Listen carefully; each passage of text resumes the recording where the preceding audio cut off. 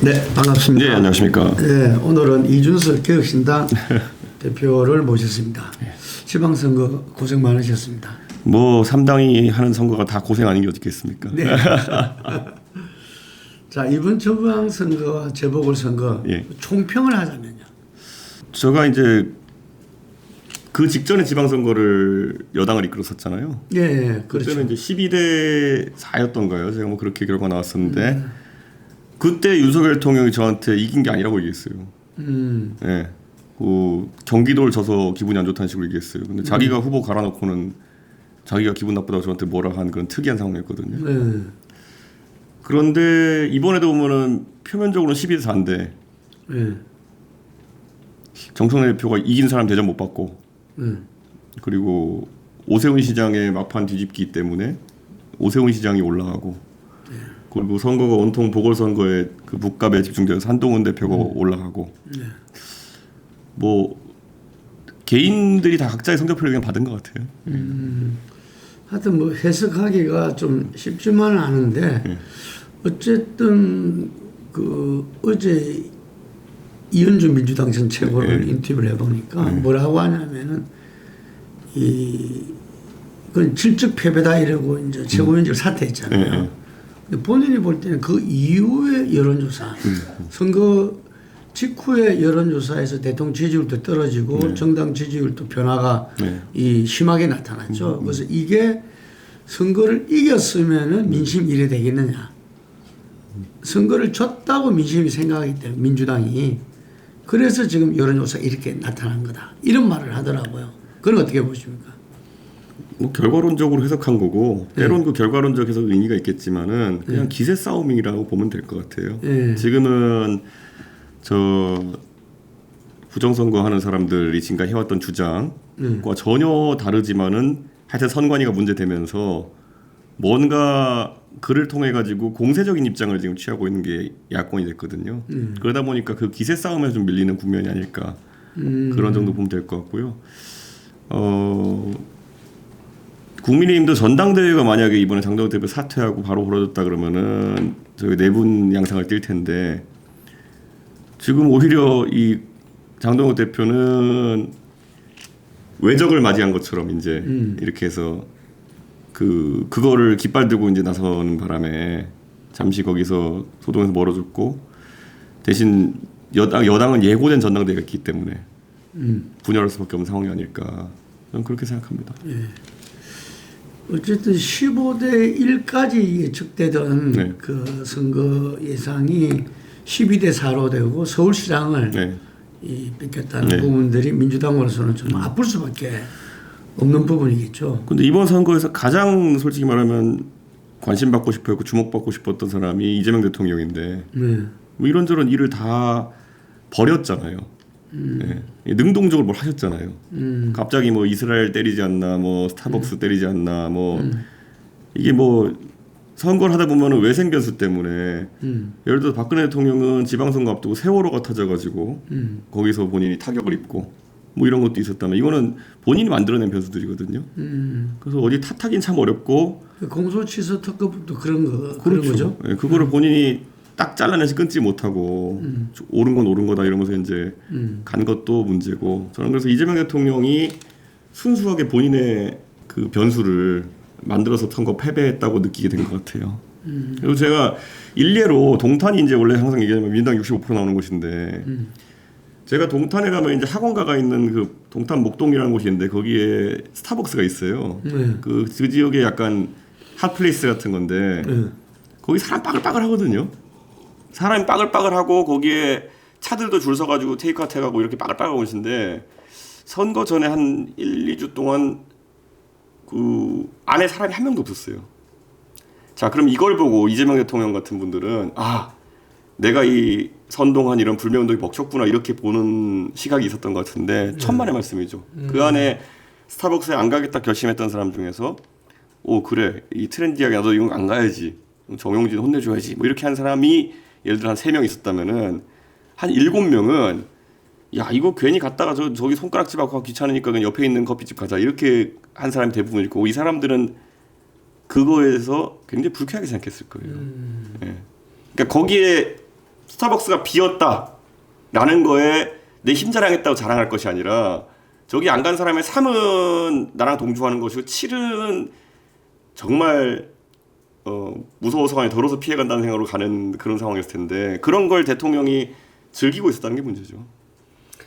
이 장동혁 대표가 이번 지방선거에 자랑 캠페인 하나를 꼽는 사람들이 뭐 커피 한 잔 마실 자유를 네. 그 지금 스타벅스 이야기하니까 그게 생각이 나네요. 그래서 이 좀 단순하게 이야기하면 이런 이야기도 하더라고요. 공소취소 특검법이 영남 지역에서 그 국민의힘을 살렸다. 결집하는 계기를 줬다. 그 반면에 스타벅스 사태는 상당히 그 수도권 특히 서울의 젊은 청년한테 그렇죠. 그 친구들은 스타벅스 하나에 자기들 무난하잖아요. 이게. 그러니까 이렇게 봐야 될 것 같아요. 네. 그러니까 그 오세훈 시장을 떨어뜨리려고 너무 칼을 일찍 뽑아들었어요. 예를 들어서 그 오늘 이제 구형이 나오는 그 김건희 특검, 소위 명태균 특검만 하더라도 기소하고 거기 633의 룰을 넣었어요. 그러니까 1심은 6개월, 그 다음에 3개월, 이게 보통 어디가 선거법 재판에 나오는 그렇죠. 거잖아요. 네. 그러니까 이 말인즉슨 뭐냐면은 이 특검의 목적은 애초부터 오세훈 시장을 선거 기간에도 계속 재판받게 만들려는 거였죠. 네. 그걸 1월인가 기소한 다음에 6개월이면은 뭐 계속 선거 기간 내에 재판받아도 실제 그렇게 됐죠. 네. 그런 게 하나의 이제 문제가 됐던 것이죠. 안 그랬으면 재판 늦췄겠죠. 선거 이후로. 그 다음에 이제 두 번째로 문제될 만한 게 뭐냐면은 한강버스나 이런 것도 너무 일찍 공격했어요. 네. 근데 이게 제가 이제 서울시 관계자랑 얘기 보면 뭐냐면은 한강버스가 초기에 난관을 겪고 이렇게 된 것 같지만은 나중에 이걸 몇만 명 탔거든요. 탄 사람들의 만족도는 괜찮았다는 거예요. 예. 아니 3,000원 이런 걸 타다니.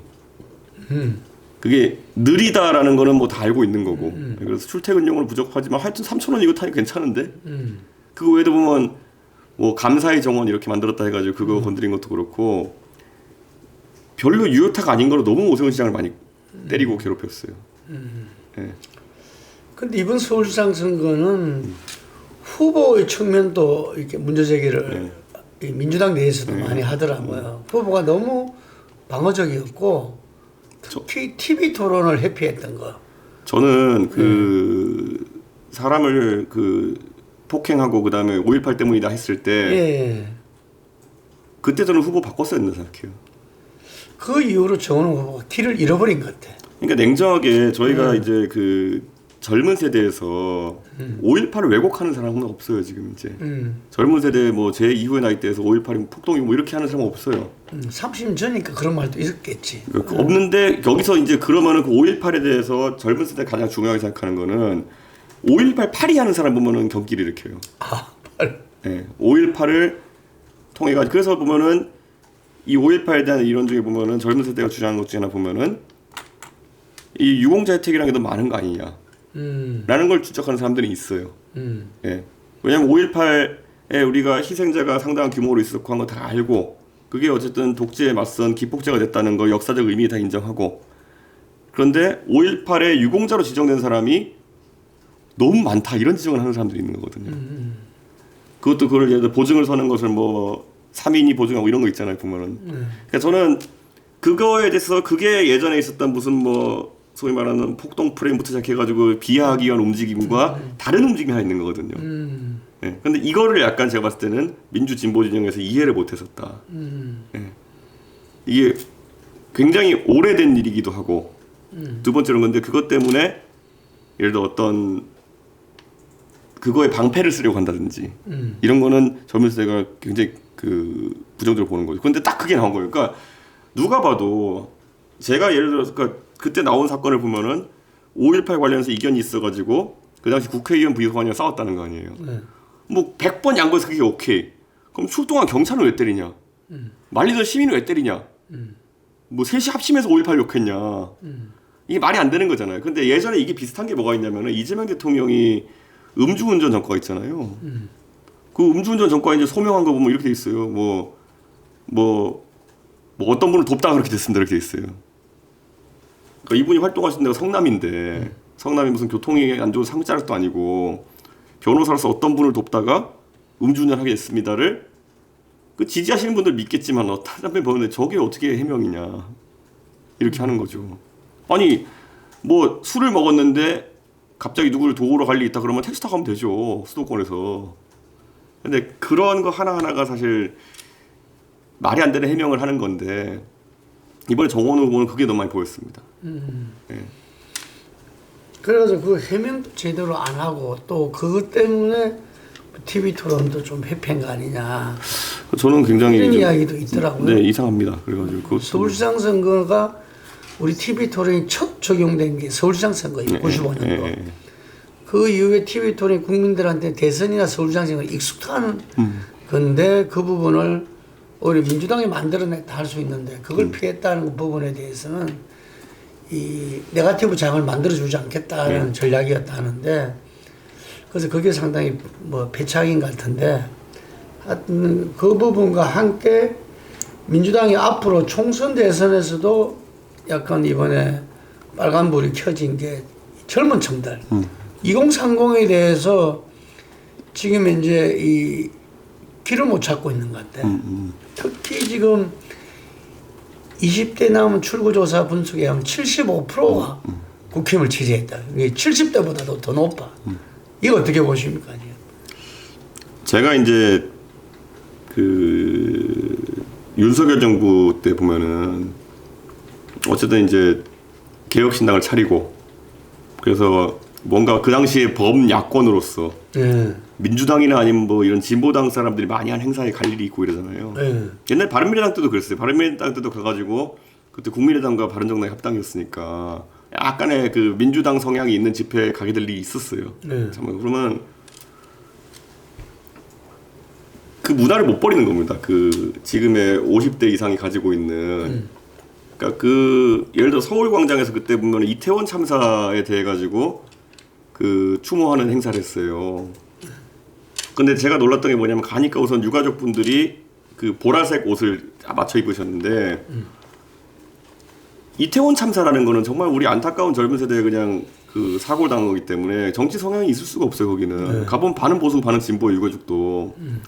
그런데 거기에 어쨌든 야권의 행사를 주최하니까 민주당 계열 인사들이 그 집회를 그 행사를 주도하게 되고 그럼 행사의 포맷이라는 게 이런 거예요. 보면은 민주당 계열 행사 가보면은 우선 그 장대에다 만장 들고 다니는 사람들 나타나요. 그거 원래 보수 계열의 집회는 별로 없거든요. 그거는 뭐 어디 그리고 그 있잖아요. 무슨 뭐 어디 협의회 해가지고 막 모든 데 등장하는 단체들 이름 다 나오고 그 다음에 딱 무대에 올라가면은 처음에 정말 20대 어린 뭐 대학생이라고 하는 여성 하나 나와가지고 딱 그 목소리 톤도 있어요. 그 용해인 의원이 자주 하는 그런 톤. 여러분 우리는 여기에 분개하고 같이 싸워야 됩니다. 이 톤이 있어요. 그거 한번 하고 그럼 뒤에 이제 또 그 약간 한 50대쯤 되신 가수 한 분 나와 통기타 치고 이 포맷이 있거든요. 그냥 이질적이에요 그냥. 네. 그거 한바탕 해야 집회했다고 생각하는 사람들이 이제 그 민주당 계열의 집회 그건데 저는 가서 앉아있는 동안 아이고 거기다 또 개량 한복 입은 나와가 또 한마디 하시고 또 있거든요 보면은. 근데 그걸 버려야 되는 거예요 제 생각에는. 이번에 올림픽 공원에 갔을 때는 보면은 그게 없었거든요. 네. 그 집회가 나중에 예를 들어서 그 부정선거 사전투표 부정선거론 하는 분들이 하는 쪽으로 약간 주도권이 넘어간 것도 있지만은 거기에서 보면 태극기를 손으로 그리고 있었거든요. 그거 자원봉사하는 분들이 있었어요. 그 의미는 뭐냐면은 자발적으로 모인 사람들이 어떻게 인쇄된 피켓을 갖고 올 수 있겠냐예요. 예. 그게 본인들은 정체성을 이 진보적 성향의 아니면 민주당 성향의 집회랑 다르게 본 거예요. 그러니까 선명히 구분되는 거예요. 우리가 옛날에 그 태극기 부대가 옛날에 박근혜 정부 무너지고 이제 봤을 때 태극기 부대가 뭐였냐면요. 거기는 돈 된 사람이 있고 당연히 주도한 사람이 있죠. 예. 뭐 기독교 성향의 뭐 교회들도 그렇고 소위 말하는 큰 손들도 몇 명 들어갔고 뭐 나쁜 의도가 아니라 그렇게 돌아갔던 집회들이 있었어요. 옛날에 우파 아스팔트 하겠다는 사람들도 가면은 그래서 옛날에 보면 제가 그 어디 누가 주문한 걸 봤는데 뭐 비닐 태극기 개당 20원에 뭐 100만 개 줌 뭐 이런 거 있었어요.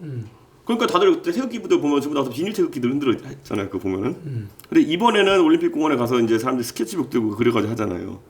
그게 사실 굉장히 상징적인 의미였어요. 우리는 비닐로 누가 사전 제작한 태극기도 아니고 진보 집회처럼 누가 만들어 놓은 피켓도 아니고 우리는 여기서 스케치북에다 그려가지고 한다. 그러니까 우리가 이게 자발적인 집회다라고 주장하고 싶었던 거예요. 그 차이를 이해 못하면은 민주당은 계속 이제 갈 거라는 거죠.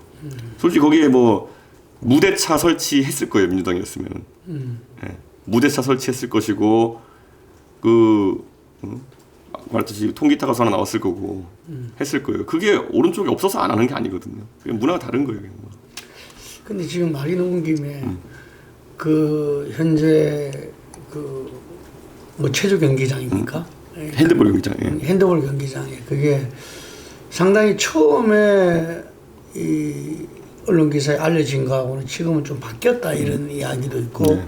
주도권이 그리고 지금 그 체육단체 사람들 출입을 아예 막는 이런 부분들에 대해서는 지금 정부에서는 상당히 그 강력 대응하겠다 뭐 이런 뭔가 조금 이게 좀 달라진 것 같기도 하고 혼동스러워요 지금. 원래 네. 악의보다 더 무서운 게 뭐냐면요. 악의가 있어가지고 뭘 하는 사람들은 내심 마음속에 캥기는 게 있죠. 근데 정의감에 도취돼서 하는 사람들은 진짜 막기가 어려워요. 무슨 말이냐면은 그게 어떨 때는 이제 그 정의감에 도취된 행동들이 사회 긍정적인 뭐 민주화운동처럼 돌출될 수도 있겠지만은 여기는 좀 그거잖아요. 아, 내가 참정권을 박탈당했는 사실 본인이 당한 건 아니겠죠. 어디 보니까 그런 사람들이 있다는데 여기에 같이 분노하지 않으면은 이거 안 되는 것처럼. 그러면 그 과정 속에선 뭐 자잘한 거는 큰 물이 흘러가는데 옆에 있는 자잘한 문제는 뭐가 문제겠느냐. 이게 예전에 광우병 때도 마찬가지죠. 광우병의 내용이 본질적으로 나중에 보니까 허위였던 것과 별개로 국민 건강권 이렇게 붙여버리니까 가가지고 그 과정에 있는 자잘한 문제들 뭐 누가 뭐 차를 뭐 부수고 이런 문제는 뭐 그렇게 자아도취적으로 그렇게 가버리는 거거든요. 그러니까 이거는 어느 진영의 문제가 아니라 그 정의감이라는 것이 도취되면 항상 나올 수 있는 행동이 그런 거다. 네. 지금도 보면은 논리적으로는요, 그 투표함이 380개가 있다는데 그거를 왜 둘러싸고 못 가져가게 하는지도 약간 이해는 안 가는 상황이에요. 그러니까 옛날에는 사전투표 부정선거로 하던 사람들은 뭐 자꾸 바꿔치기 했다 그러니까 그걸 지키는 게 말이 되죠. 예, 뭐 증거 보존 이런 거. 근데 이건 바꿔치기 했다는 주장도 아니잖아요. 지금은 몇 장이 들어갔어야 되는데 지금 이제 그거를 인쇄 부족으로 용지 부족으로 해가지고 못 넣었다는 거잖아요. 그러면 거기 가면은 뭐가 증명되죠? 그 예를 투표함 확보해 보면은. 그러니까 그냥 하나의 그냥 계속 외친다니까 논리적으로 따지기보다는 그냥 계속 외쳐야 되는 건 상황이 된 거거든요. 옛날에 제가 23살 때죠. 그때 이제 광우병 터졌을 때 제가 그때 병특하고 있었거든요. 제가 병특하는 후배랑 같이 가가지고 그 병특 끝나고 저녁에 병력 특례. 네. 서울 그때 동아일보 앞에 그 청계천 광장에 가가지고 구경을 했어요. 근데 거기 그때 마침 이제 버스를 이제 정경버스 세워놓고 그걸 넘으려고 이제 막 사람들이 하더라고요. 그래서 제가 가서 궁금해가지고 물어봤어요.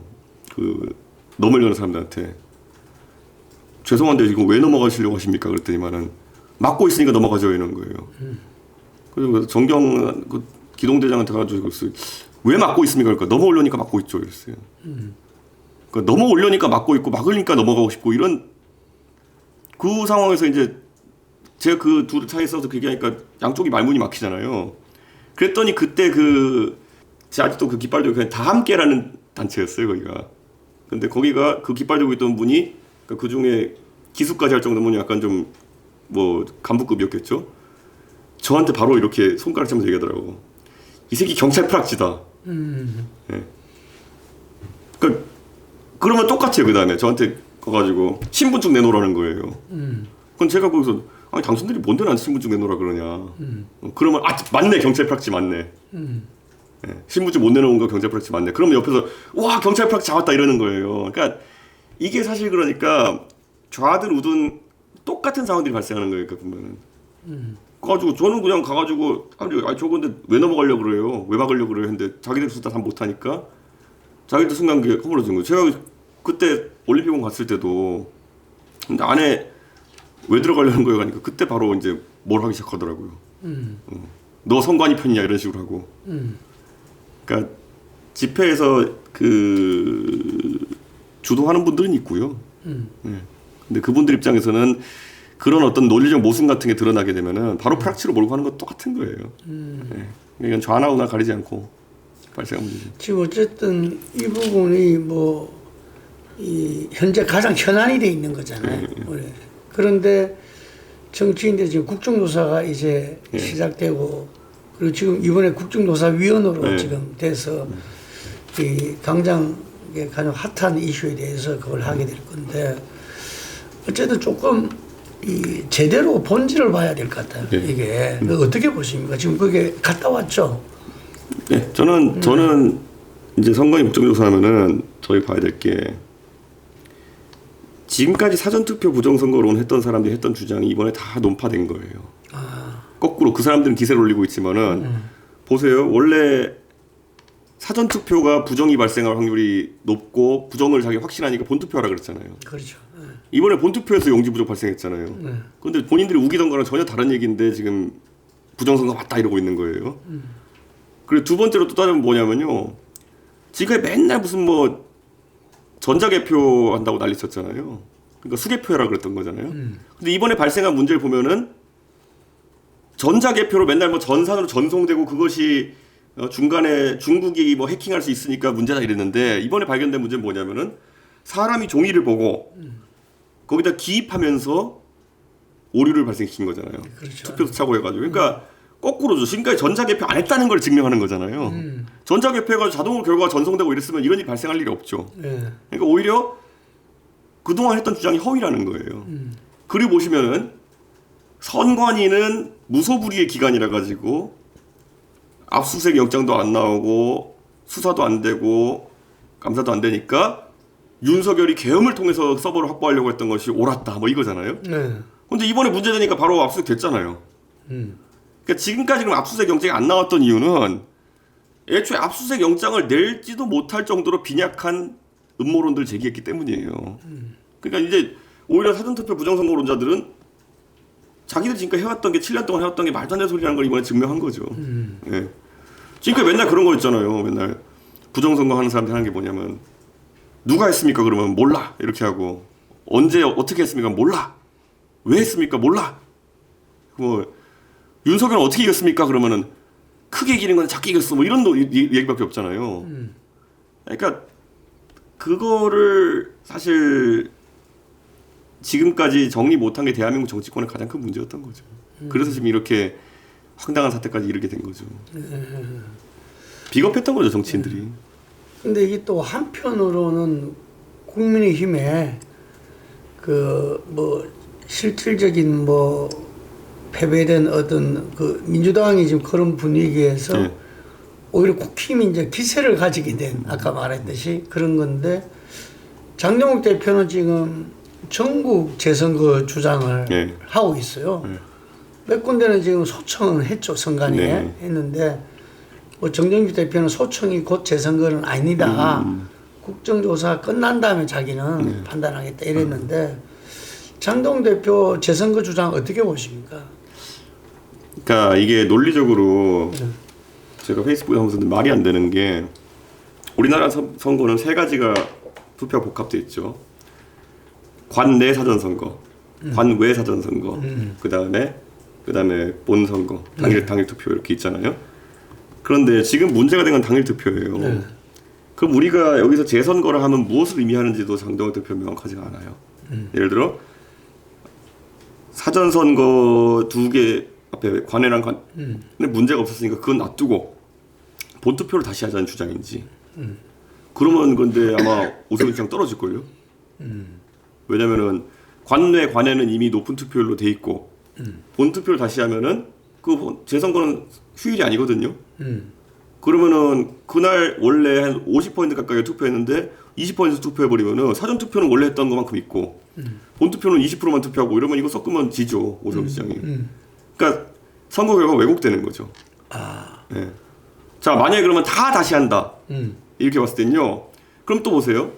사전투표 다시 한다 했을 때는 사전선거, 관외 사전선거가 가능한 이유는 전국 동시선거를 하기 때문이에요. 무슨 말이냐면 부산에 잠깐 출장 간 서울 사람이 서울시장 선거를 투표할 수 있게 되는 거잖아요. 그러니까 그러면은 그 표들이 있는 건데 만약 이번에 선별적 재선거를 해가지고 예를 들어서 서울시장만 다시 한다. 그러면 부산에 출장 가 있는 서울 사람 투표 못 하잖아요. 그러면 이거 빼고 가면은 이런 거 관내 사전선거 빼고 나가면 또 민주당이 자기 불리하다 그러겠죠. 그러면 이게 또 왜곡되는 결과가 있는 거죠. 그리고 무조건 재선거는 만약에 휴일로 선거일이 지정되는 것도 아니고 그러다 보니까 투표수가 더 낮아질 거란 말이죠. 원래 원래 했던 선거보다. 그러면은 더 많은 사람이 투표한 결과를 버리고 더 적은 사람이 투표한 결과를 받아들여야 되는 상황이 오는 거예요. 거기에 그 근거는 많은 사람이 투표했지만은 한 100몇십 분이 투표용지 부족으로 투표하지 못했다. 아니면 많게는 뭐 몇천 명이 투표하지 못했다. 그것 때문에 몇백만 명 단위로 투표수가 줄 수도 있는 거예요. 그러면 민의가 또 왜곡될 수 있는 거죠, 이거는. 그러니까 저는 이거야말로 그러니까 어떤 결론이 나와도 오히려 논란만 커질 상황인데 그건 언론이 물어봤으면 좋겠어요, 장동혁 대표한테. 본투표만 다시 하자는 거냐 아니면 사전선거도 다시 하자는 것이냐. 네. 본투표만 다시 하면 무조건 져요, 오시장은. 그러니까 그 오세훈 시장 환장하는 거죠, 지금 보면 이거는. 그 보니까 강력하게 그 규탄했더라고. 그러니까 말이 안 되잖아요, 그러니까 보면. 네. 그러면 뭐 국회 내에서도 이야기하듯이 장동혁 대표가 판사 출신이잖아요. 네. 저도 사무총장 시절에 한동훈 대표 사무총장 시절에 인터뷰를 해봤지만 예, 그때까지만 하더라도 이렇게 상당히 합리적인 이야기를 하던데 그 부분을 금방 지적했던 부분들을 모를 리가 없겠죠.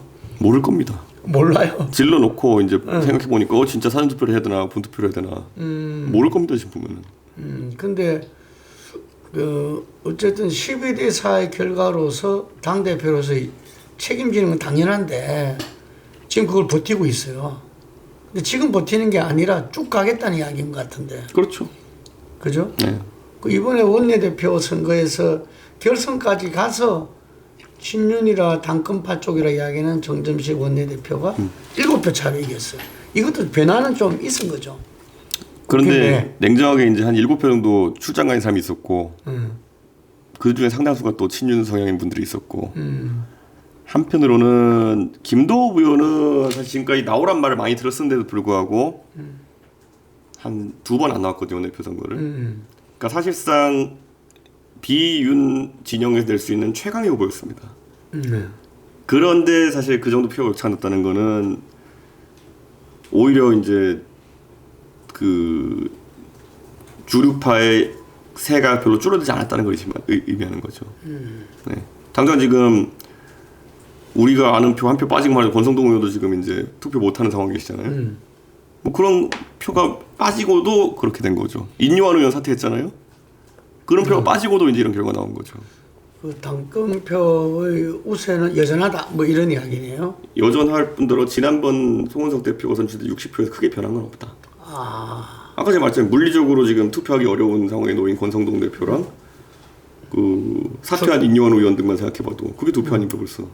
예. 예. 그런데 지난번에 기억나실랑면 저희들 인터뷰할 때 대한감이 작년에 성명을 냈을 때 공익 광고 같다 이런 말을 했어요. 근데 지금 오늘 아마 의총이 지금 열릴지 모르겠는데 그 친구들이 장동혁 사퇴하라 이야기를 요구했고 의총을 요구해서 이제 오늘 한다는 거잖아요. 의미 없죠. 의미 없다. 예.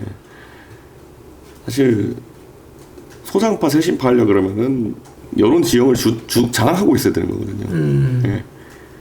옛날에 박근혜 대통령 같이 세종시 백지화 반대 깔끔하게 그렇게 아니면 그런 식으로 이제 언론에 최소한 메시지 투영되는 걸 갖고 있는 사람이 하는 건데 대한감 미래는 그런 생각 없잖아요 지금. 그래서 지금 보면은 이른바 그 친한계 한 20여 명 된다고 나오잖아요. 근데 그 사람들 지금 가만히 있잖아요. 이게 왜 그럴까요? 친한계가 사실 이미지가 그렇게 당내에서 좋지 않겠죠. 아, 그 계속 이제 막 녹취 까고 이런 거 하잖아요. 뭐 단체 텔레그램 막 무슨 캡처해서 돌리고 이러잖아요. 그런 것 때문에 거의 제가 아는 국민의원들 학을 뗀 사람들이 좀 있어요. 그러면은 국힘의 어떤 지금 이른바 새신파나 반장 그 파들이 결집해서 장동혁 대표를 힘으로 몰아낼 수 가능성 거의 없다고 보고 있네요. 예전에 이제 그 바른미래당이라는 작은 당에서도 네. 사실 유승민과 안철수 두 대주주가 있는 당인데도 불구하고 손학규 대표 몰아낸다고 한 3달 동안 거의 맨날 두들겼는데도 안 되잖아요. 그렇죠. 예. 거기는 대주주 둘이서 지분의 99% 가지고 있는 당인데도 그런 상황이 나온 거예요. 예. 무슨 수로 그걸 내쫓습니까? 저 이준석 당대표 할 때 저 내쫓으려고 윤리라는 희한한 방법 쓴 거 아닙니까? 현역 의원이 아니란 걸 이용해가지고. 그것도 몇 개월 걸렸죠. 그렇죠. 그러니까 윤리라는 걸 썼는데 현역 의원이 아니기 때문에 잘한 거지. 현역 의원은 그 방법 쓰지 못했어요. 현역 의원은 제명이 또 안 되니까. 그 지금 그러니까 지금 네. 한동훈 대표가 네. 아까 말한 대로 이번 지방선거에서 네. 뭐 어떤 말로 보면 한끗 자기 존재감을 갖다가 높인 네. 그 돋보인 사람인데 네. 일단 그건 어떻게 이번에 뭐 기사회생했고 실제 1% 차이에 뭐 좀 굉장히 좀 땀을 쥐게 하는 승리였기 때문에 더 사람들이 재밌게 보기도 했고 한편으로는 그래서 한동훈 대표 입장에서는 본인의 주가가 올라간 것에 대해 가지고 좋아했지만 근본적인 문제가 치유가 안 됐다는 생각을 하고 있을 겁니다. 뭐냐면은 본인이 지금까지 쌓아놓은 적대관계라는 것들을 이제 정치적으로 풀어나가야 되는 거거든요. 그게 한동훈 대표의 과제가 아닐까. 이렇게 그대로 가면은 어제도 제가 이제 정치를 좀 오래 보신 언론인과 얘기했는데 한동훈 대표는 창당을 고민하지 않을 수 없을 거다. 창당의 가능성 항상 열어놓고 이제 갈 수밖에 없을 거다. 근데 제가 접해 보면은 지금 친한계라든지 네. 친구들이 네. 그 보수신당 이른바 네. 이 부분에 대해서는 전혀 의지가 없더라고. 의지 없죠. 그러니까 그거서 뭐 고생한 사람 한둘인가. 근데 그래서 지금 아마 그게 이제 한동훈 대표 입장에서는 고민의 지점일 것이다. 이게 왜냐면요. 오히려 저도 그 당을 대표를 보고 한동훈 대표도 그 당의 대표를 뭐 짧게 해봤으니까 알 겁니다. 그 난관이라는 게 저 당의 주류가 된다는 것이 어떤 의미인지. 그 부분에 있어 가지고 어쨌든 자기가 움직이지 않을 수 없잖아요. 근데 이번에 원내대표 선거 때도 제가 들어보면은 김도읍이 아니라 한동훈 포비아 때문에 실제적으로 그 마지막 결집에서 결선에서도 완전히 이 정정식 쪽에 오히려 그래 된 이유가 한동훈 포비아가 여전히 강하게 지금 그렇죠. 있다 당에. 그렇죠. 이 극복이 쉽지 않을 거다는 이야기. 그럴 수도 있고 전 그래서 그런데 대중적으로는 만약에 지난번에 대선도 보면은 김문수 대 한동훈 막판까지 바뀌는 승부였고 지금은 그때보다 한동훈 대표의 이미지가 또 많이 개선되고 그래가지고 이번 선거를 통해 가지고 전당대회를 하면은 한동훈 대표가 붙어볼 만할 겁니다. 목당이 돼야 되네. 예. 그런데 그래서 제가 이제 얘기한 게 뭐냐면은 제가 어제 그저께 TV조선 강적들 나가셨던 말이 장동혁 대표는 상당 기간 동안 신성 로마 제국 황제처럼 버티고 있을 거다. 옛날에 프랑스에서 한 거 볼테르가 얘기했던 것처럼 신성 로마 제국은 신성하지도 않고 로마도 아니고 제국도 아닌데 신성 로마 제국의 황제는 세력 간의 균형에 따라서 버티는 거다. 뭐냐 거기 독일에 아니면 이탈리아에 무수히 많은 영주들이 봤을 때는 내가 왕 되겠다고 들고 나가서 피 흘리며 싸우는 것보다는 그 왕이 그 대단한 실권을 가진 것도 아니고 가만히 있으면서 왕 그 군림만 하라 그러고 우리가 알아서 우리의 삶을 개척하는. 그러니까 그게 아까 대표님 말씀하신 것처럼 영남 지역의 의원들이 있는 사람들은 내가 그 장동혁이라는 신성 로마 제국 황제 하나를 놓고 나는 공천 다시 바꾸고 그냥 내 정치하면 되는 거. 근데 여기서 갑자기 뭐 새 판을 짜자고 해서 그 전당대회를 열어버리고 이러면은 자칫 잘못하면은 또 희한한 결과 나올 수 있다.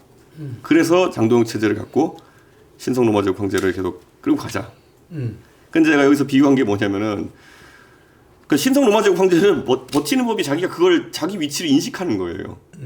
내가 그 위치다. 나는 내가 대단히 힘이 있어서가 아니라 내가 그 세력 간의 암묵적 이해관계 때문에 이 자리에 버틴다는 인식이 있어야 되는데 이걸 착각하고 이제 당대호 대표가 이번 그 선관위 사태 이런 것 때문에 십자군 전쟁을 일으켜 가는 거죠. 예. 자기가 전쟁을 이끌겠다고 이제. 그런 순간 이제 밑에 영주는 짜증 나는 거죠. 가만히 좀 있어라 이렇게 되는 거죠. 예. 근데 이제 많은 분들이 장동욱 대표의 당 대표 예. 땅으로 몰라 당 대표 사태는 시간 문제 아니겠나는 예측들이 많은데 우리 이 저한테 대표 같은 경우는 그건 조금 아니다 이런 겁니다. 저한테 예측하라면 2월 달쯤에 하자고 할 거. 내년 2월. 그러니까 이게 원래 전당대 8월인가 그렇잖아요. 예. 그런데 2월에 하자고 하면은 소위 말하는 우리 정기국회 끝나고 나서 그 농한기 같은 시기가 원래 2월이라서 전당대 그때 많이 하거든요. 옛날에 동토선거 2월이 기억나. 그렇죠, 그렇죠. 그렇기 때문에 그때 본인이 한동훈 대표 복당 문제가 아직 올라오기 전에 그걸 치르면 된다라고 생각하고 있을 겁니다. 뭐 그때쯤이면 지금 선관위 이 부분도 뭔가 네. 어떻게든 국조 특검을 통해서 정리될 거고. 근데 본인이 그렇게 제안할 가능성이 있다는 거죠. 그리고 이번에는 그 이재명 정부 1년차 국감이랑 지금 2년차 국감은 다릅니다. 이재명 그 국감 기간 동안에 또 이재명 정부의 무수히 많은 문제들을 야당으로서 타격할 수 있는 타이밍이 온 지금 거거든요. 2년차잖아요, 이제. 그렇죠. 그러니까 이걸 타격하면서 그 국면의 끝에서는 이재명 정부의 뭐 좀 곤란 지점이나 아니면은 야당이 최대 팽창했을 때일 가능성이 있거든요. 그럼 그 직후에 바로 이제 전당대회 가면은 본인에게 유리할 것이다. 라 생각할 겁니다. 근데 그 예측하는 김에 그 결과는 어떻게 예측해요? 전혀 모르겠네요. 전혀 모르겠어요. 예, 예. 저는 그 뭐 저당을 떠난 지도 오래돼가지고 이제 저기 선수들에 대해서. 그런데 어쨌든 보수 이 세력의 어떤 차기 대선 주자로서 많은 분들이 그 한동훈, 오세훈 또 이준석 이렇게 꼽는단 말이죠. 그랬을 때 이분들이 뭔가를 만들어줄 걸 또 기대하는 측면도 있어요. 이게. 또 오세훈 시장은 또 이렇게 제가 이렇게 말씀드리자면요. 예.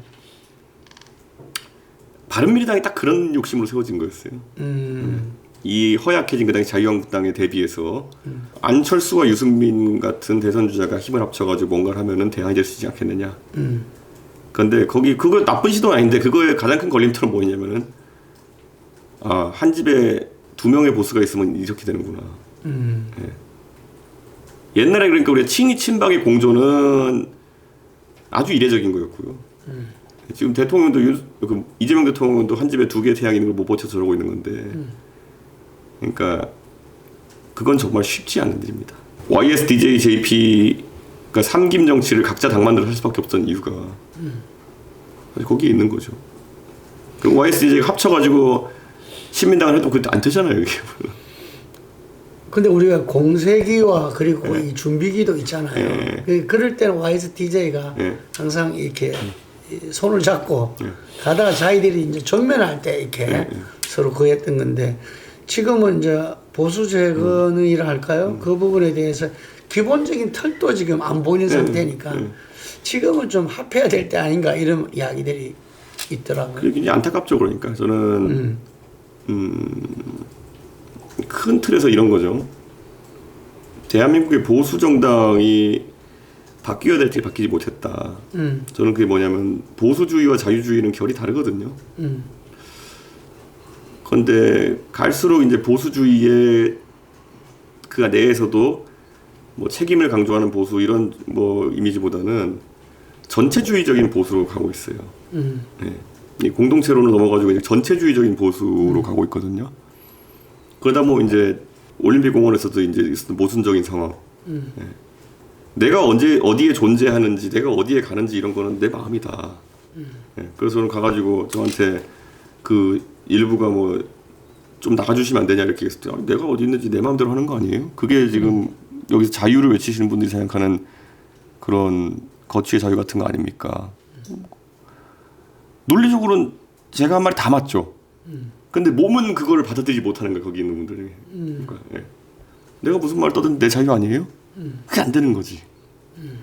그러니까 그 보수의 약간 그 한번 그 분파 정립이 돼야 되는데요. 저는 거의 극단적인 자유주의자이기 때문에 네가 무슨 말을 떠들든 뭐 하든 뭐 그냥 남한테 피해 안 주면 괜찮다 이거 주의자거든요. 근데 국민의힘의 주류는 그게 되지 못합니다.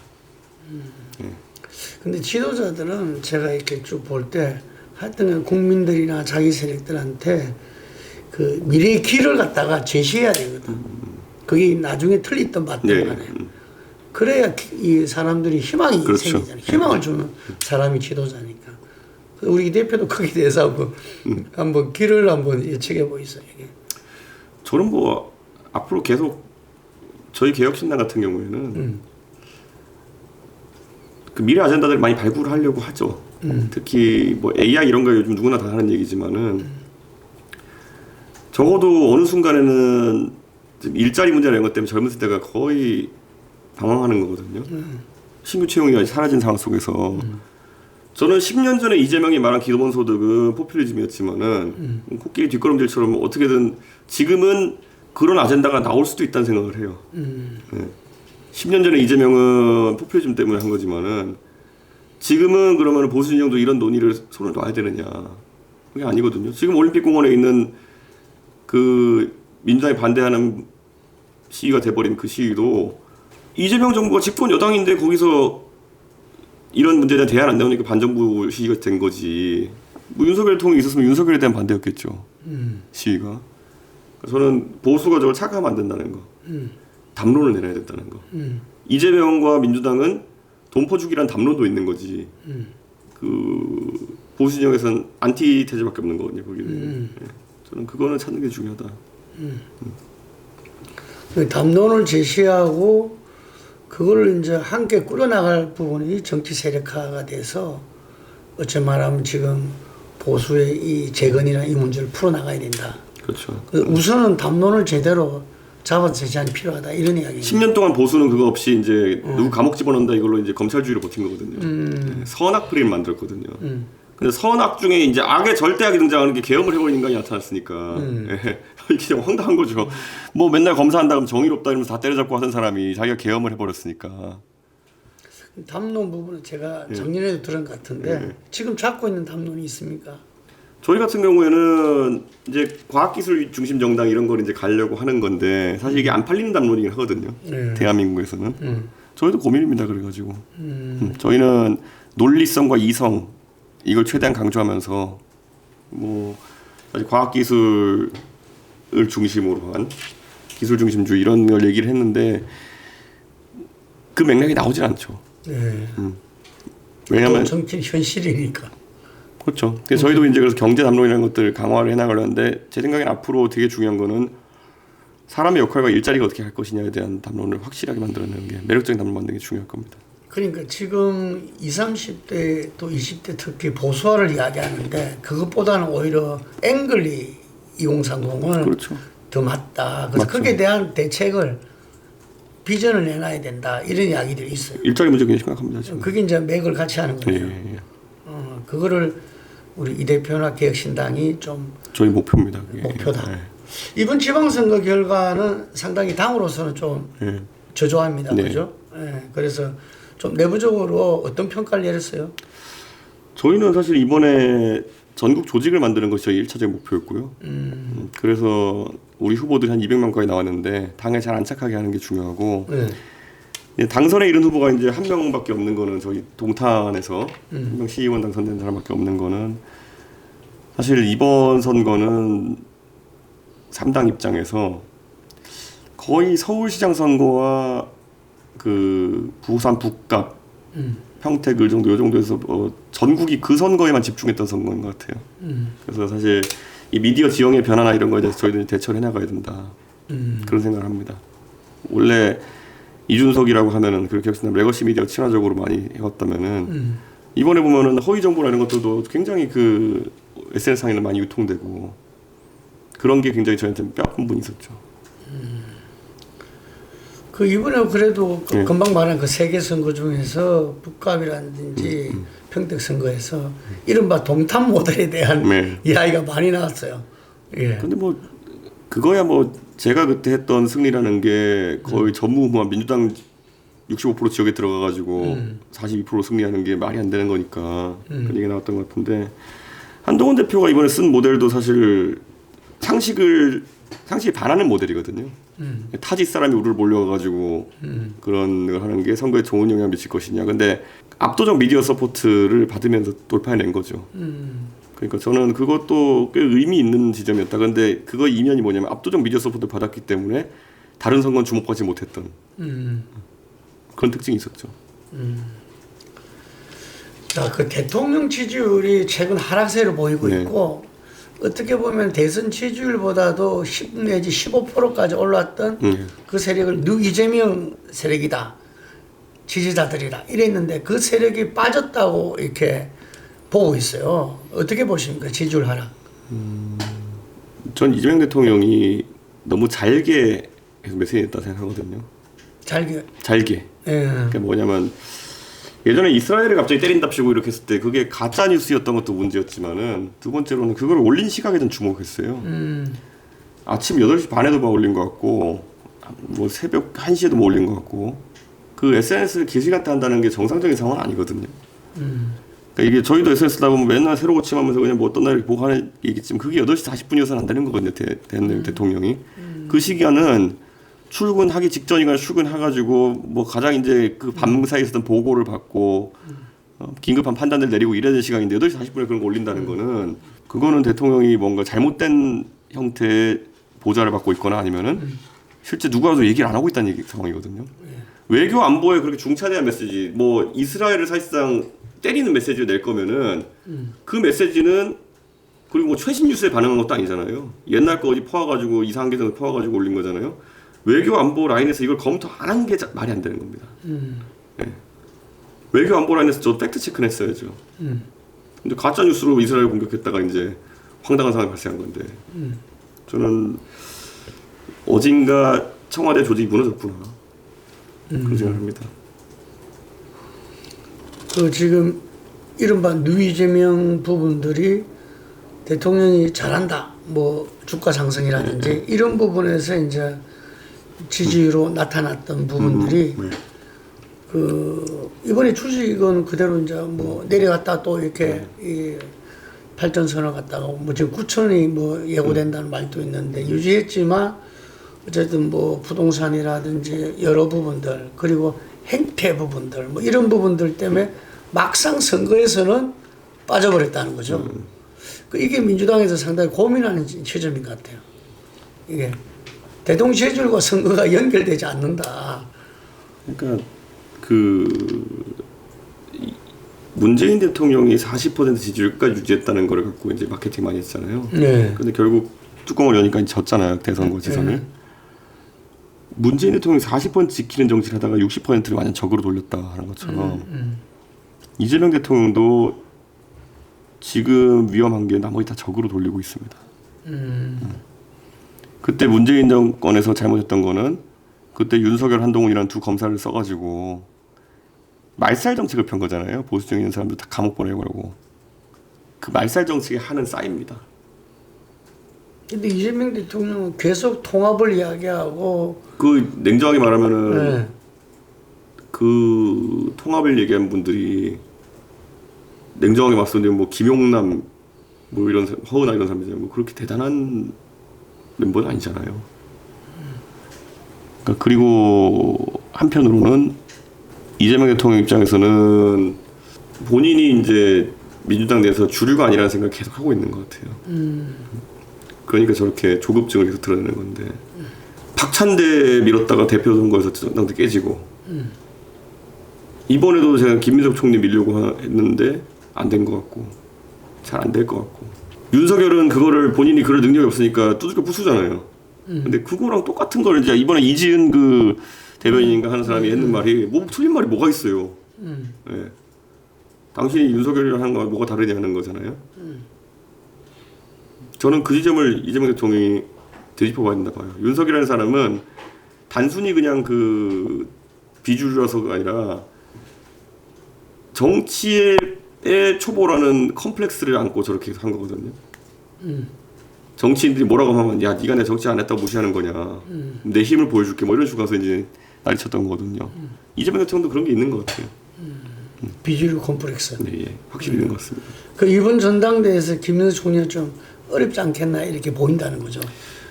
2달 뒤에 민주당 전당대회로 가면요. 2달 뒤에 이재명 정부가 어디 가 있을지가 김민석 총리 성적표라고 보거든요. 네, 2달 뒤에 만약 이재명 정부가 지금보다 올라갈 것 같지 않은데 더 내려가 있으면 그 책임론을 한 몸에 맡겠죠. 그래서 이번 이 지방선거에서는 정진호 대표의 책임론은 당에서는 무시할 수 없는 정도로 있더라고요. 지금. 그러니까 그게 맞붙겠네요. 네, 그렇죠. 이게 결국 대통령의 2달간의 또 국정운영 성적표에 달려 있다. 근데 잘하기가 힘들어요. 오늘 이제 내일부터 45일 동안 국정조사인데 그럼 2달 지나가잖아요. 이 국정조사를 통해 가지고 뭐 어쨌든 선관위의 그런 여러 가지 잘못이 드러날 것이고 그것에 대해서 이제 보수 진영은 기세를 올릴 것이고 그럼 45일 뒤에 뭐 대단한 변화가 있을까요? 저는 이재명 대통령의 하락세가 예상됩니다. 자, 선관위 부분에 대해서는 뭐 여러 이야기가 있는데 뭐 개헌까지 필요하다는 이야기부터 시작해가지고. 근데 선관위는 구조적으로 선거를 위해 계속 이제 소수의 장교와 다수의 징집된 병사로 선거가 돌아가는 구조거든요. 이게 예비군 같은 건데 동대장은 한 명씩 이제 선관위에 배치돼 있는 거고 이 사람들이 지방 공무원들 이제 차출해가지고 이제 선거를 치르는 건데 이 구조가에서 휴먼 에러는 계속 나올 수밖에 없죠. 그 주민센터 있던 분이 나와가지고 이제 선관위 선거 상을 보는 건데 그 뭐 2년에 한 번씩 써보는 프로그램에 뭐 이번 5기입해서 문제 나고 이런 것처럼 이건 계속 발생할 수밖에 없는 문제고 이런 걸 잡으러 가자는 건 아닐 테고 대신 이제 선거에 있어서 신뢰도 높이는 방법은 저는 오히려 자동화율을 높여야 된다고 생각하거든요. 네. 지금 국회에서 우리가 국회의원들이 투표할 때는 그 무기명 투표라고 해도 그 전자투표를 해요. 네. 안에 들어가서 그 기기에다가 터치스크린 누르면은 종이가 한 장 인쇄해서 나오고 하나의 결과는 저장되고 하나는 이제 그 종이에 인쇄된 게 떨어져서 투표함에 들어가고 이렇게 돼 있거든요. 사실 그게 제일 안전한 방식이에요. 뭐냐면은 우리가 계속 이제 뭐 이거 부정선거라고 하는 분들이 하는 말이 뭐 자꾸 대조해보자 그러잖아요. 뭐 검표, 재검표하면 수개표 안 되죠 그게. 원래 검증이나 이런 거는 두 가지가 맞아떨어지는지를 대조하는 게 검증이에요. 그러니까 이렇게 하려면 전산으로 기록된 거 하나와 실물 투표지의 개수를 맞춰본다면 검증이 되는 거예요. 근데 이 부정선거 하시는 분들의 주장 검증은 아무 의미가 없는 게 투표함 바꿔치기 때 주장하는 거예요. 그럼 투표함이 바꿔치기 했는데 그걸 재검표하면 또 바꿔치기 한 대로 나오겠죠. 그러니까 아무 의미 없는 얘기 계속 하는 거예요. 그러니까 바꿔치기해서 그 결과를 검증하기 위해 재검표해야 된다? 그러니까 저는 이런 상황이 가면은 그 음모론 하시는 분들 계속 할 수 있는 거예요, 계속. 왜냐하면 재검표 할 실익이 없으니까 안 해주잖아요? 그럼 왜 자꾸 안 해주냐고 하는 거예요. 그러니까 저는 그거는 음모론을 이어나가기 위한 그런 거고, 신뢰를 확보하기 위해서는 대조 가능한, 검증 가능한 뭔가가 있어야 되는 거죠. 그럼 한 쌍은 전산적으로 기록된 자료, 하나는 종이로 기록된 자료, 이 두 개가 있어야 대조가 되는 거겠죠. 이게 개헌까지 가서 선관위를 독립기구에서 꼭 변경할 필요는 없다고 봅니까? 저는 그런 식으로 바꿔야 된다는 거죠. 그러니까 그런 식으로 바꾸면 가능하다. 예, 그렇죠. 이런 거죠. 예를 들어 우리가 투표 용지를 만약에 한다. 그러면 자판기 같이 생긴, 그리고 실제 국회에 지금 쓰고 있는 것처럼 자판기에 눌러요. 네. 그래가지고 하나는 전기적으로 기록되고 영수증같이 나오는 거는 투표함에 집어넣고 그렇게 할 수밖에 없는 거예요. 그러면 뭐 개표 방송이 뭐 필요 없겠죠. 네. 투표 종이하면 바로 투표 종이 이런 것도 뭐 네. 그렇죠. 문제가 안 되네요. 그렇게 되는 거죠. 그리고 사전 투표를 없애고 본 투표를 이틀하자. 뭐 이런 건 어떻게 보십니까? 그게 저는 이제 계속 이제 보수 진영에서 착각하는 게 사전 투표를 하는 사람, 사전 투표가 민주당이 유리한 게 아니라 하도 사전 투표 하지 말라 그래가지고 안 하는 거거든요, 보수 진영에서는. 그러니까 이게 이상한 순환 논리를 만드는 거예요. 2020년 선거 때부터 사전 투표율이 차이가 나기 시작했거든요. 보수 진보 나눠가지고. 그때부터 음모론이 나온 거예요. 이거 하면 문재인이 다 바꿔치기 하니까 하지 말자. 그 유튜브 떠들어가지고 실제로 보수가 투표 안 하는 거예요 거기서. 그래놓고 나중에 봐라 내 말이 맞지 않느냐. 어? 여기 본투표는 자꾸 보수가 이거 이렇게 하니까 사전투표 조작하는 거다. 이 순환 논리를 만들어낸 거거든요. 저는 오히려 그걸 빨리 음모론을 버려야죠. 그리고 사전투표에 있어서 저는 약간 아쉬운 게 있다 그러면은 그게 우편으로 유송되는 기간 때문에 관외 사전투표 때문에 TV 토론과 사전투표단이 붙어 있는 경우도 많아졌어요. 근데 그거는 유권자의 선택에 좀 장애를 준 요소가 많으니까 TV 토론을 맨 앞으로 당기거나 아니면 사전투표 일을 최대한 뭐 뒤로 붙여가지고 하든지. 사실 사전투표라 이름 붙여놓지 핵심은 주소지 불일치한 사람이 어떻게 부재자 투표하느냐 문제예요. 네, 그게 최대한 참정권을 확대하는 그런 의미가 있기 때문에 그것만 해결되면 되는 거죠. 참정권 확대 차원에서 사전투표 필요하다. 그렇죠. 그리고 사전투표가 자꾸 이제 보수진영에 불리하게 나오니까 이거 없애면 보수 천만의 말씀이에요. 예를 들어 사전투표, 관외 사전투표를 하는 사람들의 대부분은 예를 들어 직장인들이 그냥 그 당일날 투표하느니 그냥 점심시간에 회사 가까운 데 가서 하지 이런 거잖아요. 자, 그럼 그게 하나가 있고 또 하나는 대학생이나 아니면 젊은 청년들 뭐 원룸 살고 이러는데 주거지 옮기기 싫은 가지고 고향집에 주소 놔두고 이런 경우 많거든요. 아니면 대학교 하숙하는데 아니면 대학교 기숙사 사는데 거기다 주소 안 옮기고 그냥 집 주소 해놓은 거 그런 경우 투표하려면은 관외 사전 투표밖에 없거든요. 아니면 옛날처럼 막 투표 1, 2% 나오는 봉투에 담아서 하는 우편 투표, 부지자 투표 이런 거 해야 되는 거잖아요. 그러면 그러니까 예를 들어 회사원 같은 경우에는 이게 편리해서 하는 거고 그러면 이거 안 하면 그냥 본투표 하면 돼요 집에 가서. 그러니까 그 표 손실은 거의 안 나올 거예요. 근데 대학생이 예를 들어 부산에 서울로 유학 온 사람인데 내가 투표하려고 왕복 12만 원 들여가지고 KTX 타고 그걸 하고 온다? 그럴 일은 없죠. 그럼 그 표가 다 손실 날 거거든요. 그럼 대학생이나 그런 젊은 세대가 보수를 찍느냐 진보를 찍느냐 생각해보면은 넷도로 마이너스죠 그거는. 근데 그게 계산을 못하는 거죠 지금. 실제 보수의 득실 부분에서도 사전투표는 그렇죠. 필요할 수 있다. 그걸 그런데 단순 계산으로 자기들이 하지 말라가지고 안 하는 걸로만 계산해가지고 사전투표 없애면 보수가 유리할 거. 그게 정말 그 정치인들이 하면 안 되는 무식한 선동인 거죠. 그게. 또 선관위 부분에 선관위원장들이 지금 비상임제 돼 있는데 이거 상임위로 바꿔야 된다. 크게 달라질까요? 저는 그거는 뭐냐면 그거는 예를 들어 선관위원장은 말 그대로 그 명목상의 헤드고 가면 사무처장 이런 사람들 정규직이거든요. 이 사람들이 일을 다 하거든요. 그 선관위원 장은 그거를 지휘 감독하고 그냥 의결 중에 중요한 거 할 거 있을 때 하는 건데 선관위에서 우리가 결정해야 될 거는요. 조직 확대를 할 것이냐. 선거는 2년에 한 번씩 이제 사실상 치러지고 대선이 5년에 한 번씩 치러지잖아요. 그러니까 국회의원이랑 그 지방선거 2년에 한 번씩 번갈아 가면서 치러지잖아요. 그런데 이번에 지방선거 투표소가 14,000개였어요. 근데 선관위 정규직 직원 수가 3,000명입니다. 근데 그 중에 맨날 투표소만 가서 볼 수 있는 것도 아니고 그러니까 투표소 관리 감독은 불가능에 가까운 거거든요 지금. 그러면 선관위를 늘릴 것이냐가 하나가 있을 거고 하나는 아니면 선거 투표소를 광역화할 것이냐. 지금 아파트 경로당마다 이렇게 설치해놓고 이렇게 하는데 그게 아니라 광역화해가지고 투표 설치해가지고 그래도 관리 책임자가 있게 할 것이냐. 뭐 그런 정도의 의사 판단이 있어야 되지 않을까. 선관위를 확대하는 것도 그러니까 그렇게 해서 그럼 인력을 많이 늘리면은 선관위 평소에 놀고 먹는 거 아니냐. 아니죠. 선관위 업무를 늘려야죠 그러면은. 예를 들어 저는 초중고등학교 학생회장 선거도 100% 선관위 위탁하게 만들 수 있다고 봅니다. 네. 선관위가 관리할 수 있게 만들 수 있다고 봅니다. 선관위가 그 선거까지 전부 다 위탁해서 해야 되고. 옛날에 보면 당내 선거도 그렇죠. 개혁적으로 선관위에 그 맡기자 이런 주장이 많았는데 실제로 K보팅 이런 거는 무료로 쓰게 해주니까 많이 쓰죠. 네.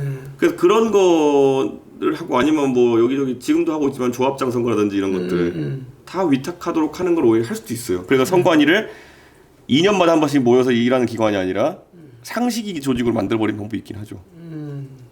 저는 그렇게 해서 오히려 예산과 인력을 확대시켜가지고 이런 빈 구멍을 막 부전하는 것이 상당히 능동적인 제안이기도 일단 합니다. 명분이 있네요. 네.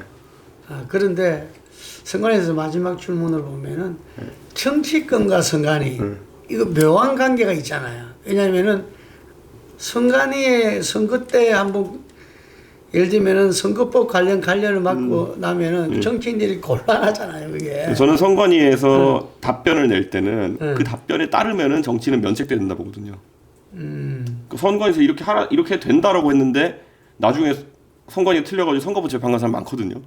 그랬을 때 선관위는 아무 소리 안 하더라고. 재판에서. 그러니까 그거 어이없는 상황이죠. 네. 그러니까 저는 선관위가 악의가 없다는 전제하에 선관위가 클리어한 사안에 대해서는 재판 면책을 해줘야죠. 선거법 기소가 안 되게 해야죠.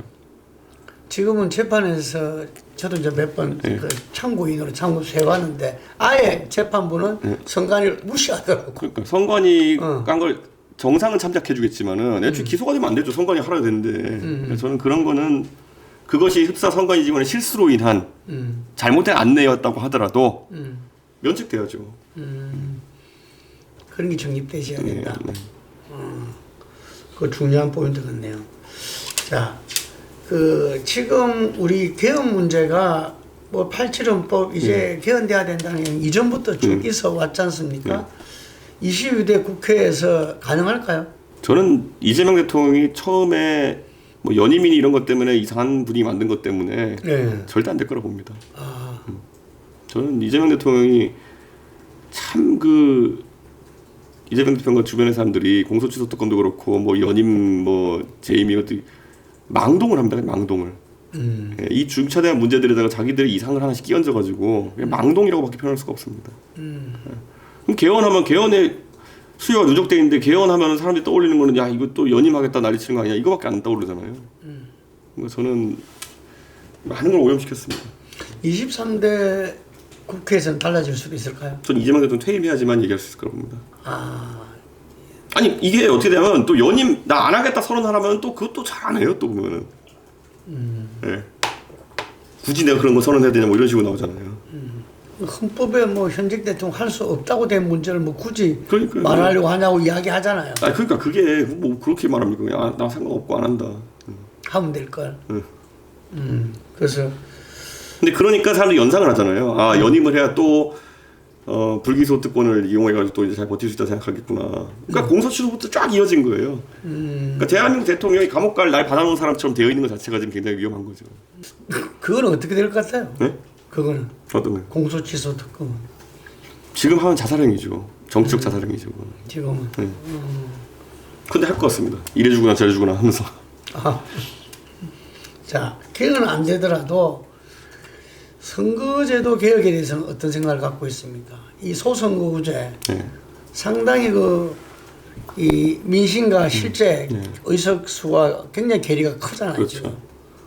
저는 아마 바꾸자는 얘기가 나올 것 같고 사실 연동형 비례제가 그것에 나쁘지 않은 대안이었는데 위성정당이 이렇게 대응하는데 저는 국민의힘이 위성정당 만들 때 민주당이 따라간 게 끝이었다 봐요. 그 제도에.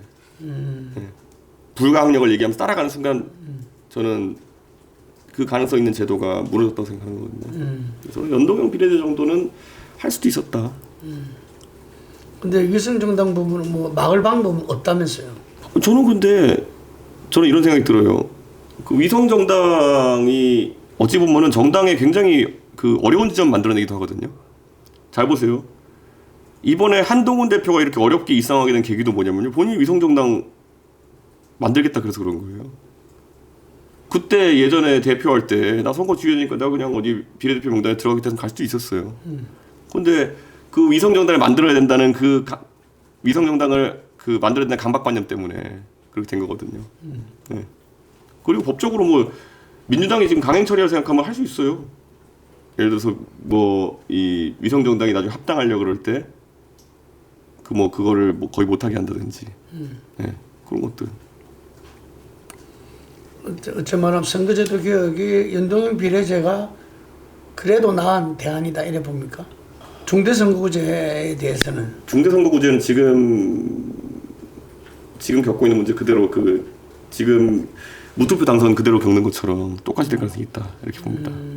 예, 지금 기초위원회에서 무투표 당선 많이 나오는 걸 비슷하게. 근데 수를 열이면 되잖아요. 수를. 그게 이제 대만에서 옛날에 했던 타이베이를 뭐 18인 선거구로 만들고 이런 건데 그건 비례대표제랑 비슷하죠. 예, 그건 거의 비례대표제죠. 그리고 한 4, 5인 선거구로 간다 하더라도 그렇게 되면 이제 거의 비례대표 되죠, 그것도. 그래 되면 어쨌든 아까 말한 어려운 3당. 네, 그렇죠. 3당한테 기회가 열릴 수 있잖아요. 많이 열리죠, 좋죠. 근데 그것보다는 좀 더 명징한 선거가 아마 연동형 비례대표. 연동 비례다. 예. 연동 비례제를 위성 정당을 막을 수 없으면은 네. 이 중대선거구 4.5인제 제가 볼 때는 국힘이 상당히 필요로 할 것 같은데 수도권에서 네. 그 바보죠. 그러니까 윤석열 대통령이 한다고 했다고 안 해가지고. 그러니까 득표율이 대신 이제 영남 65개 의석 중에 그럼 절반 날아갈 테니까. 그렇죠. 국민이 받지 않죠. 이게 김대중 대통령 때도 호남이 안 받아서 중대선거 네. 못한 거거든. 그래서 유일하게 대한 연동형 비례대표제에서 합의를 하는 수밖에 없을 것이다. 비례대표 의석을 한 지금의 46석에서 한 70석 정도 늘리는 합의를 한다면은 그 다음에 이제 권역별 비례대표제 하는 순간 그건 또 위험하고요. 예. 그냥 통합 명부로 해서 그냥 가는 연동형 비례제 한다 그러면 해볼 만할 겁니다. 그럼 3당에도 좀 기회가 오나요? 그리고 이제 중복 그 석패율제가 같이 가겠죠. 그렇게 되면 되겠죠. 그러면 상당한 좀 3당들도 네. 진출할 수가 있다. 석패율제 플러스 그러니까 저는 호남 공약을 국민의힘이 할 생각이 조금이라도 있다 그러면 석패율제를 주장해야죠. 하여간에 그것도 좀 국힘의 좀 예. 변화가 수반돼야 이루어질 것 같아요. 그러니까 자, 지금 한 두 개만 더 마지막으로 할 건데요. 미국과 이란의 종전선언이 체결됐습니다. 이후 트럼프 대통령이 북미대화로 눈길이 쏠린다는 이 이야기들이 많습니다. 다음은 네. 북한이다 뭐 이런 네. 말도 했다 그러고. 예. 그래서 이게 대해서는 어떻게 보고 있습니까? 이재명 대통령 패싱 당하겠죠. 예. 그래서 뭐 저는 트럼프 대통령 입장에서는 이제 또 임기 말을 향해 달려가야 되는 시점이고 단기의 성과가 날 방식을 원할 거거든요. 그러면 종전이나 이런 것들을 급하게 달릴 가능성이 있다 봅니다. 저는 그게 대한민국에 있어서 이런 게 있잖아요. 보수 중에서 트황상 이러면서 막 이렇게 트럼프 하는 일 좋아하는 사람도 있잖아요. 그 기류와 합쳐져서 희한한 상황이 나올 수 있다 봅니다. 북미 관계. 네, 이재명 대통령을 패싱하고 종전을 향해 달려가는 트럼프 대통령을 트황상 이렇게 하는 사람들이 좋아할까? 지금 성적이 흔드는 사람들이 좋아할 것 같습니다. 아, 좋아할 것 같아요. 네, 희한한 방향 할것 같습니다. 생각에. 네, 방금 논리적 모순이거든요, 자기가. 뭐 그리고 이제 뭐 트황상 이러다 갑자기 막 욕하기는 어렵고. 그러니까 문재인 정부 때 트럼프와는 다른 이미지죠 지금. 그래서 좀 특이한 상황이 발생할 것 같습니다. 우리는 그 부분들을 어떻게 그냥 지켜봐야 되는 거예요? 이재명 정부는? 이재명 대통령은 앞으로 좀 위기가 많을 겁니다. 네, 일방주의로 갔던 것 때문에. 그래서는 그 국내 위기 돌파하기 쉽지 않을 겁니다. 제가 얼마 전에 일본에 출장 갔었는데요. 일본에 이제 저명한 학자들 와서 제가 얘기했어요.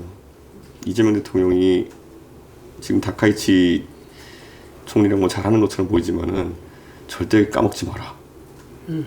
저 당의 본질은 죽창가 부르던 조국의 생각과 비슷하다. 그러니까 저 언제든지 수단적 반일 같은 거 들고 나올 수 있다. 네. 그런데 그 일본에 있는 사람들도 자기들도 그렇게 우려한다 이렇게 얘기하더라고요. 그런데 이재명 정부의 그 실용주의는 좀 평가할 수 있지 않아요? 실용주의는요? 실용주의나 관대하면 잘 나갈 땐 다 잘해요. 네, 위기가 왔을 때 뭐하냐 문제죠. 네. 그 위기가 왔을 때는 돌아간다. 위기가 왔을 때는 가장 잘하는 거 꺼내들죠. 뭐 반일 이런 것부터 시작해가지고. 이번에 보세요. 스타벅스 보세요. 네. 그러니까 자기가 조급해질 때 딱 꺼내는 게 스타벅스 같은 수준의 그거면 외교에서도 충분히 다시 또 이제 반일 하나 끄집어내고. 네. 그럴 수 있죠. 어드바이스로 치자면 이재명 대통령도 좀 조급함에서 벗어나는. 그렇죠. 그게 필요하네요. 네, 그렇죠. 자, 마지막 질문입니다. 아까 이렇게 담론에 과학기술 하는 상당히 어렵다. 이렇게. 그런데 어쨌든 AI 시대는 도래하고 있어요. 네. 이게 아까 말한 20, 30대도 그 AI 시대의 그 일자리 문제. 예. 이게 신규 채용을 기업들이 왜 안 하겠어요? 네. 다 이유가 있는 거잖아요. 이게. 그래서 디지털 AI 누구보다 잘하는 과학도 인데 AI 시대 정치 이거 어떻게 해야 된다고 보십니까? 저는 정치가 많이 이제 효율화 플러스 한 사람이 처리하는 분량이 많이 늘어나고 있습니다. 저는 거기에 맞게 정치인들이 대응할 수 있어야 된다 보거든요. 이제 이 국회의원 회관에서도요 자료 찾고 리서치하고 이런 것들은 다 AI 영역으로 넘어가 버렸습니다. 이게 보니까 본인이 뭐 혼자서도 예. 지금 이 자체가 보좌관 한 10명 정도. 그렇게 정무적 판단을 이제 강화해야 되는 거고 아까 말했던 대표님 말했던 비전 세우기에 이제 더 많은 시간을 할애해야 되는 건데 저는 그리고 의원들이 이제 의원 외교나 이런 것도 많이 했으면 좋겠어요. 네, 여기서 지주복구 하면서 할 거 없이. 그런데 그런 게 아직까지 대한민국 국회의원들이 적응을 못한 것 같다. 그런 생각입니다. 그 AI 시대 하는데 이게 급속도로 오고 있다 이런 말도 있고 어떻습니까? 좀 이렇게 이 AI 시대를 우리가 어떻게 좀 받아들여야 되고 대응해야 되는 건지 꼭 정치인뿐만 아니라 우리 사회가. 저는 뭐 사회 각 직역에서 겪고 있는 어려움을 그대로 전체가 겪고 있다. AI로 인한 변화를 그렇게 생각하고요. 다만 이 정치인들은 조금은 더 방향점 설정을 하는 거잖아요. 그 뭐냐면은 경제를 놓고 봤을 때 만약에 AI한테 환율을 최대한 안정시키는 방법을 알려줘라고 하면 알려줄 거예요. 근데 환율을 안정시키는 것이 최우선 과제다라는 것을 정하는 것은 사람이 할 수밖에 없거든요. 저는 그게 사람의 역할로서 계속 정치는 존재하는 것이고 그래서 더더욱 그 합의된 그 민주주의적 그 결정을 잘 이끌어내는 거 이게 앞으로 더 난이도가 높아지겠지만은 정치에서는 없어지지 않을 일이니까 그 부분에 중점을 찍어야죠. 하여튼간에 정치인들이 지금보다는 훨씬 지혜로워야 되네요. 예, 그렇죠. 응? 그 뭐 미래 예측을 잘 해야 되는 거고요. 이게 기존 정치인들이 상당히 좀 적응하기 어려울 수도 있고. 해봐야 하는 거죠. 근데. 시대 교체, 세대 교체에 대해서는 어떻게 보십니까? 지금 우리한테 지금 와 있다고 봅니까? 글쎄요, 저는 세대 교체라는 것이 꼭 좋은 방향만 가는 건 아니니까요. 유럽 정당 이런 데 보면은 세대 교체에서 오히려 더 극우화되는 것도 많았고. 그러니까 그거는 뭐 나이가 87인 김종인 위원장이 장동현 대표도 훨씬 진취적으로 보이거든요. 그런 것을 세대 교체는 저는 그렇게 무조건 얘기할 건 아니고 다만 이제 우리가 청산해야 될 그건 예를 들어 586의 세대와 함께 똘똘 뭉쳐진 그 전체주의적 발상이라든지 이런 것들은 좀 전환이 필요하죠. 패거리주의 이런 것들 같은 경우는. 시대 교체는 동의합니까? 그런 걸 내포하고 있는 거죠. 그러니까 결국 그 운동권식 마인드라고 계속 우리 비판하지만은 이제 유효기간이 끝난 감성이라든지 저런 것들 좀 정리를 해봐야 될 필요가 있는 거죠. 이번에 스타벅스의 뒤에 나타났던 이런 부분들이 민주당도 그 지점이 2030과의 관계에서도 중요하겠네요. 그렇죠. 그런데 그거를 하기에는 민주당은 50대 이상의 자기 지지층이라고 하는 쪽에 그 덩어리가 너무 커져버렸기 때문에. 근데 2030의 아이콘으로 이준석 대표는 상징적인데, 근데 2030에 대한 어떤 희망적인 비전은 아직 인식이 좀 덜 돼 있어요. 저는 제가 젊은 사람들한테 뭐 어필할 때도 그랬고, 근데 최근에는 제가 그 사람들이 들었을 때 불편할 수도 있는 얘기를 많이 해요. 그게 제가 꼰대가 되어서라고 하는 사람도 있겠지만은 그렇다기보다는 그들이 겪고 있는 현생에서의 어려움이 전체주의적 방향으로 흐르지 않게 하는 게 굉장히 좀 중요하다고 생각해요. 저는 그거는 아무리 저를 많이 지지하는 지지층이라 하더라도 전체주의적 경향을 띈다 이러면 저는 멀어질 수밖에 없어요. 어떤 걸 이야기하는 거죠? 전체주의 경향이라는 게. 이번에 이제 예를 들어 올림픽공원 이런 거 하면서 뭐 그거는 일부라고 주장하겠지만은 제가 그래서 페이스북에 글을 썼어요.